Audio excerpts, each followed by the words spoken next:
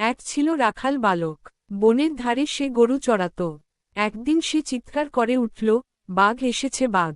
গ্রামবাসী তাকে উদ্ধার করতে ছুটে এলো, হাতে লাঠিসোঁটা, দাকুড়াল নিয়ে।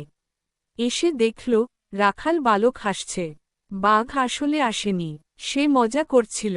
কয়েক দিন পরে আবারও সে চিৎকার করে উঠল, বাঘ, বাঘ। সহজ সরল গ্রামবাসী একের বিপদে অন্যে এগিয়ে আসে। তারা আবারও দৌড়ে এল বনের ধারে, এসে দেখল রাখাল বালক হাসছে। তারা আবারও ধোঁকা খেয়ে ফিরে গেল যার যার কাজে। মাসখানেক পরে আবারও চিৎকার করে উঠল সেই রাখাল বালক, বাঘ এসেছে, বাঘ। গ্রামবাসী আবারও ছুটে এলো রাখাল বালকের উদ্ধারে। এসে দেখল, রাখাল বালক হাসছে।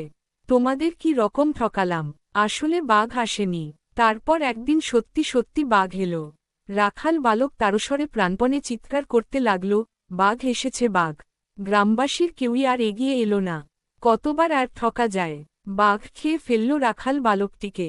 এবং এই গল্পের শেষের উপদেশটাও আমরা জানি, সদা সত্য কথা বলিবে, কখনো মিথ্যা বলিও না। ছোট্ট বন্ধুরা, তোমরা কখনো ছোট হোক বড় কোনো বিষয়ে কখনো মিথ্যা কথা বলবে না।